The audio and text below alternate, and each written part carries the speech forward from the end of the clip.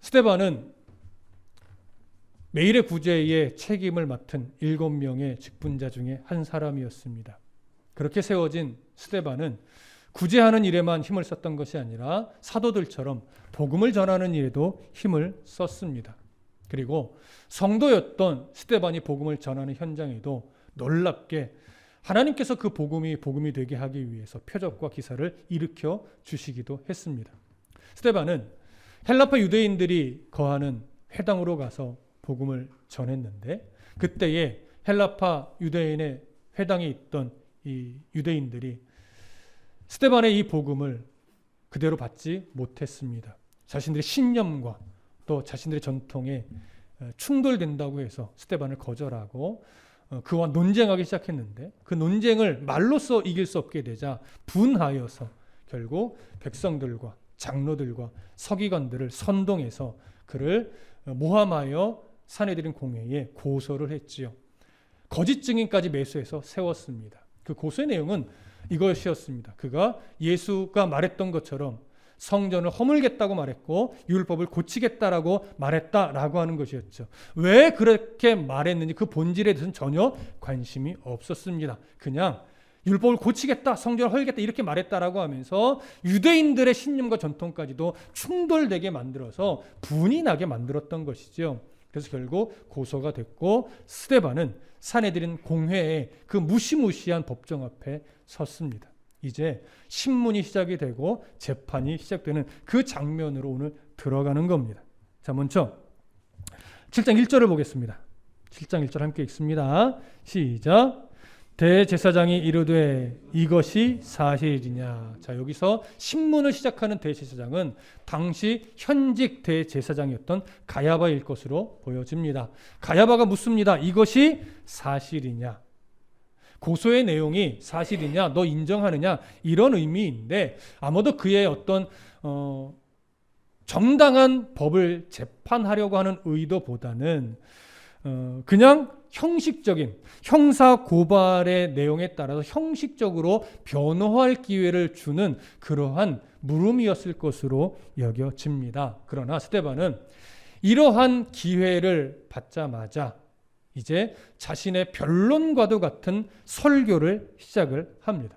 근데 그의 설교는 이제 오늘부터 한두 주에 걸쳐 진행이 되겠지만 2절부터 50절까지 변론의 내용들이 들어가요. 근데 그 변론의 내용이 결국 뭐냐면 구약의 역사를 요약하는 거예요. 근데 그 구약의 역사를 요약하는 것을 한 세 단락 정도로 구분을 해볼 수가 있는데, 첫 번째 단락은 아브라함으로부터 시작되는 족장들의 역사입니다. 근데 이 아브라함으로부터 시작된 족장들의 역사를 거론할 때 핵심은 두 가지예요. 첫 번째, 선민의 문제와 할례의 문제입니다. 두 번째 단락은 모세로부터 시작되는 출애굽 역사예요. 여기에 초점은 율법에 관한 문제입니다. 근데 세 번째 단락은 다윗으로부터 시작되는 성전의 문제입니다. 여기에 초점은 지금 말씀드린 대로 성전이 초점이 되는 거죠. 요약적으로 함축적으로 기록했지만 분명한 이 네 가지의 초점을 가지고 스데반이 이야기를 하는데, 왜 이 네 가지의 초점을 이야기를 하느냐? 당시 유대인들은요, 그들이 지금 가지고 있는 신념과 전통의 출발점이 바로 그들이 자랑거리로 삼는 이 네 가지 때문에 나온 것이라서 그렇습니다. 첫 번째 뭐예요?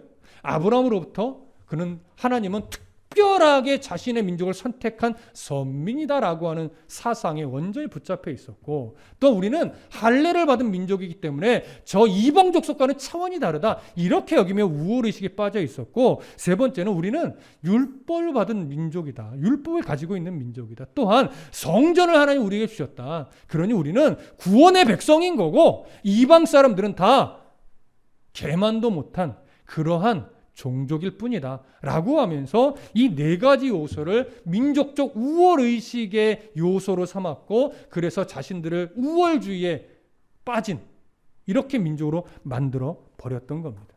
그래서 나중에 우리가 보게 될 7장 51절부터 53절에 보면 스데반이 그 이스라엘 백성들을 향해서 또 그 법정에 있는 유대인들을 향해서 스데반 자신은 성경과 율법을 무시한 자가 아니다. 오히려 이스라엘 백성이 역사를 거슬러 보면 그 역사에 담긴 하나님의 마음을 바르게 이해하지 못하고 계속해서 불순종하고 있었고 지금 너희들도 여전히 불순종하고 있는 것이다. 그리고 구약의 역사 결국 누구를 가리키느냐? 바로 메시아로 오신 예수 그리스도를 가르치는 건데 너희들은 구약의 역사에 담긴 하나님의 마음을 바르게 이해하지 못해서 결국은 메시아로 오신 예수 그리스도까지 거절하고 십자가에서 죽게 만드는 이런 일을 자행했다. 이걸 보여주기 위한 거예요. 그래서 스데반이 이 말씀들을 역사의 이야기들을 꺼내면서 끊임없이 유대인들에게 깨트려 부수려고 하는 것이 있는데 바로 이 우월 의식으로 작용했던 자긍심을 하나씩 건드리면서 자꾸 깨트리는 그런 설교를 지금 하기 시작하는 거예요. 그러면서 그들 안에 이제 그 우월 의식이 얼마나 어리석은 것인지를 드러내고 그러면서 누구를 지금 이제 수면 위로 드러내겠어요? 바로 예수 그리스도시죠. 메시아로 오신 예수 그리스도를 강조하고 그들에게 드러내기 위해서 이제 이 좀 긴 설교의 한 편의 설교를 지금 시작을 하는 겁니다. 자, 그 내용으로 들어가 보겠습니다. 2절부터 4절까지 함께 읽겠습니다. 2절부터 4절 시작. 스데반이 이르되 여러분 부형들이여 들으소서. 우리 조상 아브라함이 하란에 있기 전 메소포다미아에 있을 때에 영광의 하나님이 그에게 보여 이르시되 네 고향과 친척을 떠나 내가 네게 보일 땅으로 가라 하시니 아브라함이 갈대아 사람의 땅을 떠나 하란에 거하다가 그의 아버지가 죽음에 하나님이 그를 거기서 너희 지금 사는 이 땅으로 옮기셨느니라. 자, 스데반이 지금 정중하게 여러분 부형들이여 라고 이야기를 꺼내면서 정중하게 시작을 합니다. 근데 그 시작의 첫 번째로 거론하는 것이 뭐냐면 아브라함이 어디에 있었다? 메소포타미아에 있었다. 이 이야기를 끄집어내고 있어요. 이 장소가 매우 중요합니다. 왜 메소포타미아라는 장소가 중요하냐? 메소포타미아는 성경에서 갈대아 우루 또는 갈대아인들의 우루 이렇게 표현되는 장소이기도 해요. 그런데 이 장소를 드러내는 이유가 있어요. 자, 먼저 성경 어디를 한번 보시냐면 창세기로 가봅니다. 창세기 11장 31절로 가보겠습니다. 창세기 11장 31절. 자, 찾으셨으면 함께 읽겠습니다. 창세기 11장 31절 시작. 데라가 그 아들 아브람과 하란의 아들인 그의 손자 롯과 그의 며느리 아브람의 아내 사레를 데리고 갈대아인의 우르를 떠나 가나안 땅으로 가고자 하더니 하란에 이르러 거기 거류하였으며. 자, 여기 창세기의 기록에 보면 아브람이 갈대아인의 우르에서 아버지 데라와 함께 살고 있다가 하나님의 부르심을 받고 거기서부터 출발해 나온 것을 기록을 하죠. 근데 이 출발의 내용을 여호수아는 조금 다른 시선으로 적용해서 표현을 하는데 여호수아 24장으로 가보겠습니다. 여호수아 24장 2절입니다. 여호수아 24장 2절. 자, 찾으셨으면 함께 읽겠습니다. 시작. 여호수아가 모든 백성에게 이르되 이스라엘의 하나님 여호와께서 이같이 말씀하시기를 옛적에 너희의 조상들 곧 아브라함의 아버지 나홀의 아버지 데라가 강 저쪽에 거주하여 다른 신들을 섬겼으나. 자, 보십시오. 아브라함 또 아브라함의 아버지 데라가 어디서 살 때요? 강 저편에 살 때. 이 메소포타미아를 말하는 겁니다. 갈대아 우르를 말하는 거예요. 그곳에서 살 때 어떻게 했대요? 다른 신들을 섬겼대요. 여기서 다른 신들을 섬겼다라고 하는 것이 하나님을 섬겼다는 걸까요? 여러 우상들을 섬겼다는 걸까요? 여러 우상들을 섬겼다라는 의미예요. 그러니까 이스라엘 백성들이 우리가 선민이다라고 우월의식을 가질 때 그 출발점이 하나님이 아브라함을 선택했다라고 하는 사실로부터 출발하는 건데, 아브라함은 본래 하나님을 잘 섬기던 아주 우월한 신앙의 소유자가 아니라 하나님을 모르는 채 여러 우상들을 섬기던 우상 장사꾼이요 우상 숭배자였다라고 하는 사실을 지금 보여주는 거예요. 그럼 왜 이 사실이 지금 스데반에게 있어서 중요해요? 이스라엘 백성들의 선민의식은 우월의식으로 갈 일이 아니다라고 하는 거예요. 너희들이 이방인들을 개처럼 여기는데, 우상 숭배자랍시고 개처럼 여기는데, 우리들의 신앙의 출발점으로 여기고 있던 아브라함도 본래는 하나님을 섬기던 자가 아니라 우상들을 만들어 팔던 자요 우상을 섬기던 자였다라고 하는 거예요. 그도 하나님의 선택이 없었으면 여전히 우상을 섬기며 여전히 우상을 만들며 그렇게 이방인들과 똑같이 살았을 자라는 거죠. 그러니까 아브라함의 선택은 그에게 있어 어떤 특별한 조건이 있는 것이 아니라 그저 철저한 하나님의 은혜요, 그저 철저한 하나님의 선택이요, 그저 철저한 하나님의 부르심과 인도하심이었다는 사실을 여기서 보여주는 겁니다. 그러니 선민이라고 하는 이 의미가 이스라엘 백성들에게 있어서 아주 소중한 가치임에는 틀림이 없지만, 그 선민이라는 것이 자신들의 민족적 우월감으로 갈 이유는 전혀 없다라고 하는 것을 지금 스데반이 강조해서 보여주는 겁니다. 여러분, 무슨 말씀인지 이해되십니까? 오늘 우리도 마찬가지죠. 여러분, 내가 교회 생활을 몇 년을 했다, 내가 직분을 몇 년을 감당했다, 내가 어느 교회를 다닌다, 내가 어느 목사님이랑 친하다, 여러분, 이런 것이 우리의 신앙적 우월감과는 아무 상관이 없죠. 우리에게 중요한 건 뭐예요? 참 나같이 미련하고 어리석고 욕심 많은 자를 하나님이 웬 사랑으로 이렇게 사랑해 주시고 선택해 주시고 불러주셔서 오늘 하나님을 섬기는 자로 만들어 주셨는지, 이런 선택에 대한 은혜, 감사가 나와야 할 뿐이지, 내가 어느 교회를 다니며 내가 어느 목사님과 친하며 내가 무슨 교육을 받았으며 내가 어느 직분을 얼마나 감당을 했으면, 이런 것은 우리의 신앙과 아무런 상관이 없는 거라는 거죠. 오늘 그 선민이라는 사상이 갖고 있는 잘못된 왜곡된 시선을 스데반이 이렇게 지금 깨트리는 거예요. 자, 이러한 선민 사상을 깨트리는 스데반의 내용 중에 우리가 한 가지, 본문의 내용과는 크게 영향을 미치지는 않지만 조금 정리하고 넘어갈 것이 하나 있는데, 그것이 뭐냐면, 우리가 창세기 강해 11장과 12장을 할 때 하란에 거류하던 아브라함이 과연 아버지 데라가 죽은 후에 하란에서 나온 것인가, 이 부분을 정리를 했었어요. 그때 어떻게 정리했냐면 그의 출생 나이, 데라가 죽은 나이, 아브라함이 하란에서 나올 때의 나이, 이런 나이들을 계산을 해보면 데라가 죽은 후에 아브라함이 하란을 떠난 것으로 보기 어렵다. 데라의 나이 145세, 성경은 205세에 죽은 걸로 되어 있지만 데라의 나이 145세 때, 그러니까 살아있을 때 아브라함이 그 하란에서 하나님의 두 번째 부르심을 받고 하란에서 나와서 가나안 땅으로 간 것으로 보는 것이 옳다, 이렇게 정리를 했었는데, 오늘 스데반은 오늘 본문에서 뭐라고 이야기를 합니까? 4절을 보시면 이렇게 스데반이 말해요. 아브라함이 갈대아 사람의 땅을 떠나 하란에 거하다가 그의 아버지가 죽음에 하나님이 그를 거기서 너희 지금 사는 이 땅으로 옮기셨느니라, 이렇게 기록해요. 그러니까 스데반은 하란에서 아버지 데라가 죽고 나서 하나님이 불러 가나안 땅으로 간 것처럼 이렇게 지금 묘사를 하는 거예요. 왜 이렇게 묘사를 했을까? 우리가 단정해서 정확하게 이렇다라고 말하기는 좀 어렵지만 어떻게 정리할 수 있냐면, 구약 성경에 대한 사본들이 많이 있어요. 그 중에 또 사마리아 오경이라는 또 사본도 있는데, 그런 몇 종류의 사본에는요, 데라의 죽은 나이를 205세로 말하지 않고 145세라고 이야기를 해요. 그러니까 이러한 자료, 또 유대인의 전승에도 145세의 데라가 죽은 것으로 또 이야기하는 전승들이 또 있다라고도 해요. 뭐 제가 읽어본 것은 아니지만, 자, 그런 것들을 고려할 때 이 스데반은 아마도 구약의 역사를 공부하면서 그가 보아왔던 자료는 이렇게 데라의 아버지 데라가 죽은 나이를 145세로 기록하고 있는 사본이나 어떤 전승들을 공부하면서 그렇게 이해를 해왔던 것으로 여겨져요.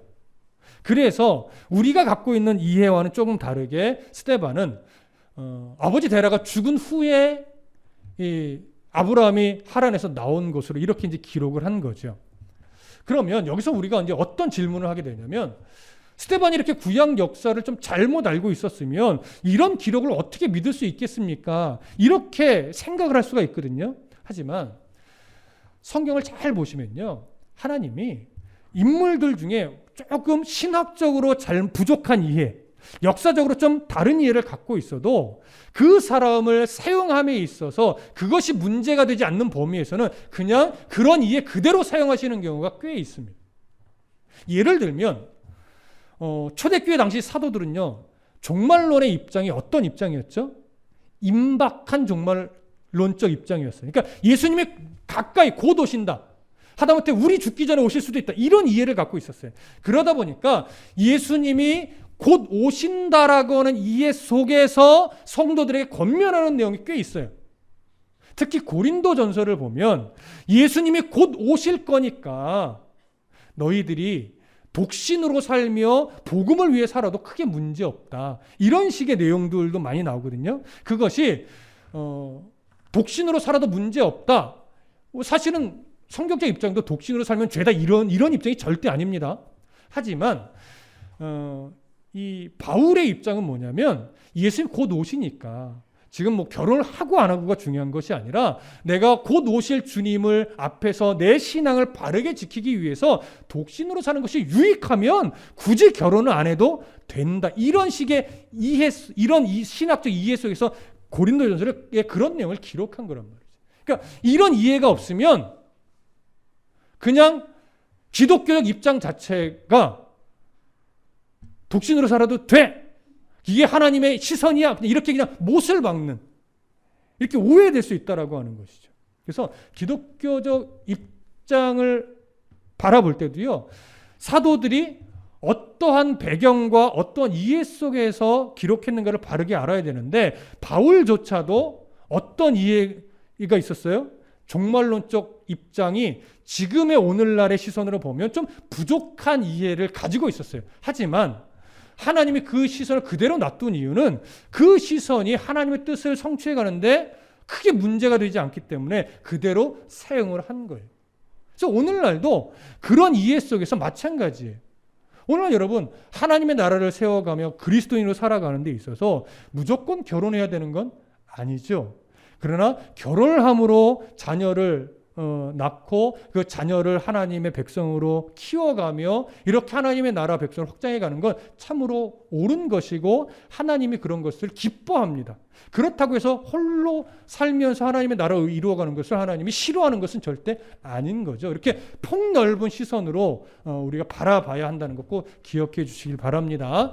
이렇게 성경에는 신학적으로 또는 어떤 사건을 이해함에 있어서 좀 부족한 시선도 얼마든지 성경 인물도 가지고 있다. 하지만 그러한 시선들이 하나님의 뜻을 이루어가는 데는 크게 문제가 되지 않기 때문에 그대로 사용하시는 경우도 얼마든지 있으니, 스데반이 이렇게 말하는 것이 우리가 가지고 있는 성경의 역사적 이해와 좀 다르더라도 이것이 큰 문제가 되지는 않는다, 이렇게 정리를 해 놓으시면 좋을 것 같습니다. 자, 그런 어떤 선민의 사상을 깨트리는 설교를 했던 스데반은 이제 계속 이어서 그렇게 하나님이 사랑하여 선택하여 갈대아 우르에서 아브라함을 불러내었음을 증언했고, 이제 그에게 약속의 땅을 기업으로 주겠다고 언약을 해주셨는데, 그 언약은 당장 성취되는 것이 아니라 400년가량의 종살이 과정을 거치면서 결국 성취될 것이라는 말까지도 역사를 근거로 이야기를 합니다. 모든 것이 하나님의 훈련의 과정이었고 준비시키는 과정이었죠.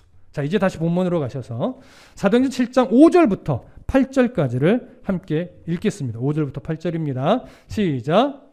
그러나 여기서 발붙일 만한 땅도 유업으로 주지 아니하시고 다만 이 땅을 아직 자식도 없는 그와 그의 후손에게 소유로 주신다고 약속하셨으며, 하나님이 또 이같이 말씀하시되 그 후손이 다른 땅에서 나그네가 되리니 그 땅 사람들이 종으로 삼아 400년 동안을 괴롭게 하리라 하시고, 또 이르시되 종 삼는 나라를 내가 심판하리니 그 후에 그들이 나와서 이곳에서 나를 섬기리라 하시고 할례의 언약을 아브라함에게 주셨더니 그가 이삭을 낳아 8해 만에 할례를 행하고 이삭이 야곱이 우리 12조상을 낳으니라. 자, 이 구절에서 중요한 것은 바로 할례의 언약이라고 하는 것이죠. 하나님이 아브라함에게 뭘 주셨어요? 할례의 언약을 주셨어요. 그래서 유대인들은 이 할례의 언약을 아주 민족적 자부심으로 가지고 있었어요. 그러다 보니까 유대인 남자들은 매일의 기도문을 이렇게 낭독하면서 기도를 하는데 그 기도문 안에 항상 빠지지 않는 구절 하나가 뭐냐면 할례 받지 않는 이방 민족으로 태어나지 않게 해주셔서 감사합니다. 이런 기도문을 항상 했었어요. 이게 그들이 할례라고 하는 것을 얼마나 중요하게 여겼는지 알 수 있죠. 하지만 하나님이 아브라함에게 명령한 할례는요, 그의 어떤 특별한 신앙을 근거로 해서 주신 언약이 아니었죠. 왜 할례 언약을 주셨어요? 그가 하나님이 자손을 주는 하나님의 때를 기다리지 못하고 인간적인 방법으로 이스마엘을 낳았단 말이에요. 하나님은 그걸 기쁘게 여기지 않았습니다. 그래서 그의 나이 99세쯤 나타나셔서 너 왜 내 약속을 믿지 못하고 인간적인 방법을 썼느냐, 이런 사실을 책망을 해준 거나 마찬가지였죠. 그러면서 그의 생식 기능이 죽었을 때, 이제는 그의 인간적인 능력으로는 자손을 이어갈 수 없을 그때 나타나셔서 봐라, 너의 생식 기능이 죽었지? 이제 너의 후손은 너의 능력으로 이어가는 것이 아니라 내 능력으로 이어갈 거야. 이런 의미를 담아서 할례를 명하고 할례 언약을 주신 거예요.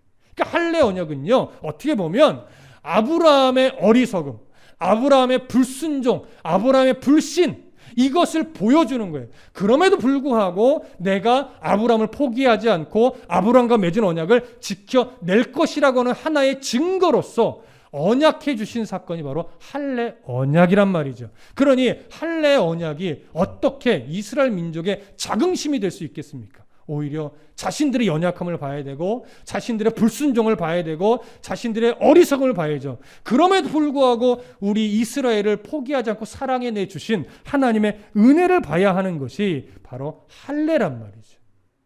근데 이런 할례를 이방 민족을 개처럼 여기는 근거로 사용하고 있으니 스데반이 말씀 안에서 이런 은혜를 깨닫고 나서 보니까 참으로 어리석은 것임을 알았던 거죠. 바로 그 무지를 깨트려 주기 위해서 지금 이 할례 언약을 끄집어내는 겁니다. 그리고 이 할례 언약의 완성은 결국 누구로 인해서 완성되는 거예요? 바로 언약의 후손으로 오실 예수 그리스도, 메시아 예수 그리스도로 이 할례 언약이 완성이 되는 거죠. 그런데 유대인은 어떻게 했습니까? 육체의 할례는 행하고 있었으나 마음과 귀의 할례를 받지 못하여 결국은 메시아로 오신 예수 그리스도를 거절하고 그를 십자가에 죽게 만드는 일을 했죠. 그리고 여전히 복음을 대적하는 일을 지금 자행하고 있단 말이에요. 이런 어리석음을 지금 드러내기 위해서 이 할례 언약을 스데반이 끄집어내서 말을 하고 있는 겁니다. 자, 이제 조금 더 본문을 봅니다. 9절과 10절을 보겠습니다.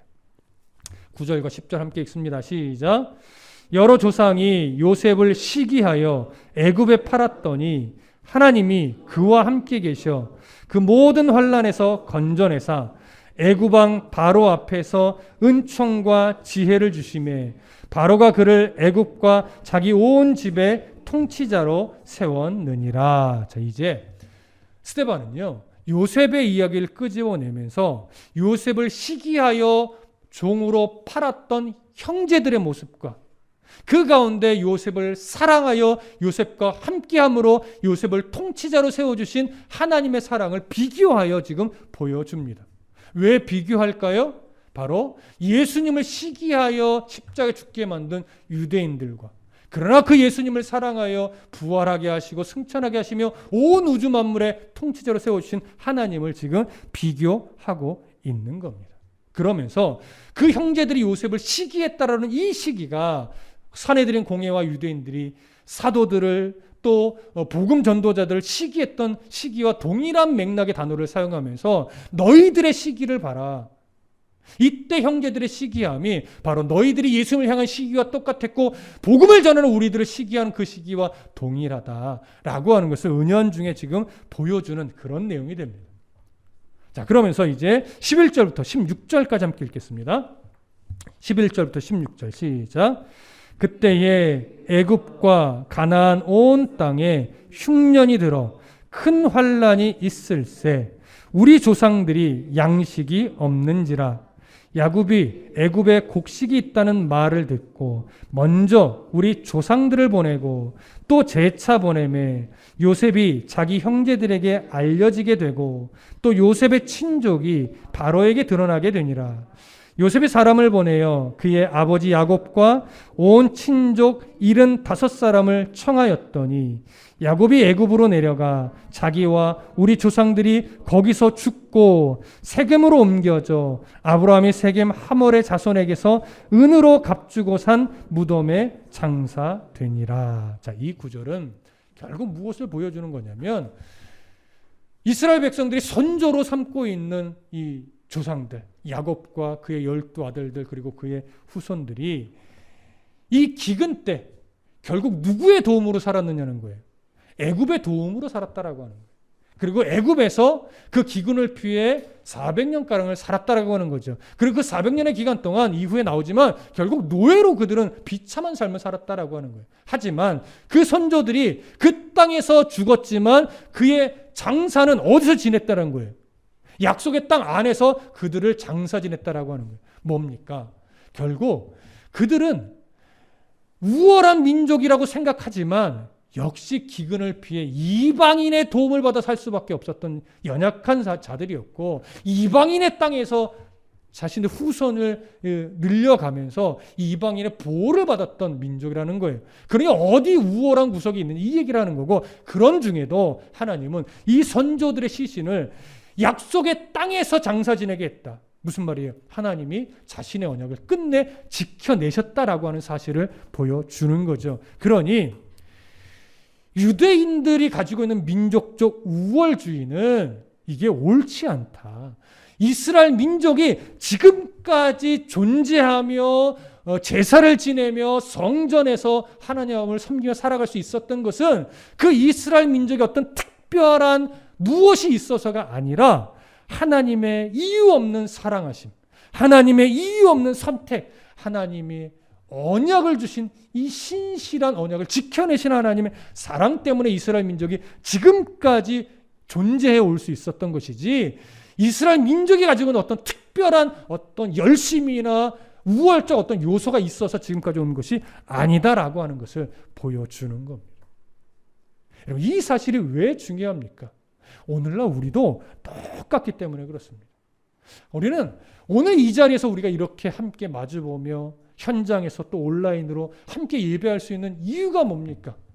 우리의 신앙심이 특별해서예요? 우리가 막 하나님을 찾되 막 다른 사람들보다 더 특별하게 하나님을 찾아서예요? 아닙니다. 우리 인생을 돌아보십시오. 야, 내가 어떻게 예수를 믿게 됐을까? 내가 어떻게 예수님을 메시아로 인정하며 그 하나님을 나의 생명의 구원자로 내가 인정하며 살아올 수 있었을까? 여러분, 말도 안 되지 않습니까? 근데 하나님이 불러내셨단 말이에요. 우리들의 이해 속에 은혜를 주셔서 야, 예수님의 메시아구나 이걸 인정하는 믿음을 선물로 주셨단 말이에요. 그래서 우리가 오늘까지 그 믿음의 선물을 받고 하나님의 불러주심과 하나님의 이끌어주심과 동행하심의 은혜를 지금까지 우리가 받고 누리면서 이 자리까지 올 수 있는 거죠. 그런데 여전히 현실과 세상은요, 이런 은혜를 받고 살아감에도 불구하고 우리를 두렵게 만들고 우리를 걱정에 빠지게 만드는 요소들이 너무나 많아요. 그런데 신앙이 깊어지면 깊어질수록 결국 고백하게 되는 것이 뭐냐면 우리들을 살게 하는 것은 세상의 어떤 것이 아니라 날 사랑하시는 하나님의 사랑이었구나. 이걸 고백하게 되는 거죠. 무엇을 많이 소유하고 높은 위치에 올라가고 어떤 특별한 재능이 있어야 행복하게 사는 것이 아니라 변함없이 날 사랑하시는 하나님을 내가 느끼고 그분이 내 인생을 책임지고 있다는 사실을 내가 확신하게 될 때 진정한 행복을 누릴 수 있다라고 하는 것을 우리는 알 수 있는 거예요. 여러분, 세상 여러 뉴스들을 보십시오. 많은 사람이 더 이상 이 땅에서 살아가기를 포기하고 그 손을 놓는 일이 생기죠. 근데 아주 극히 소수는 정말 살기 힘들어서 그 손을 놓기도 하지만 상당수는요, 많은 것을 가지고 있음에도 불구하고 놓고, 높은 위치에 있으면서도 놓고, 특별한 재능을 가지고 있음에도 불구하고 그 손을 놓는 경우가 많아요. 왜 그럴까요? 진정한 삶의 이유를 모르기 때문에. 내 삶의 방향성이 어디로 가고 있는 인생인지를 정확하게 모르고 진정한 행복을 누리고 진정한 삶의 가치를 모르니까 무엇을 가졌던, 인기가 있던, 높은 자리에 있던, 결국 그 행복과 그 가치를 모르니까 손을 놓더라라고 하는 것이죠. 여러분, 그래서 우리가 정말로 신앙의 삶을 살아갈 때 조심해야 되는 것이 뭐냐면 여전히 우리 안에 있는 이 잘못된 태도예요. 그게 뭐예요? 내가 예수를 잘 믿어야 돼. 잘 믿음으로 말미암아 하나님으로 인해서 많은 것을 소유하고 살는 인생이고 싶어하는 이 태도. 기도를 수단으로 해서 하나님이 내가 원하는 모든 것들을 다 내가 원하는 대로 해결해 주시기를 바라는 태도. 이런 태도가요, 이제는 바뀌어가야 돼요. 이제는 조금씩 깨어져야 돼요. 그래야 신앙이 한 단계 성장할 수 있습니다. 기도의 중심을 이제 바꿔야 돼요.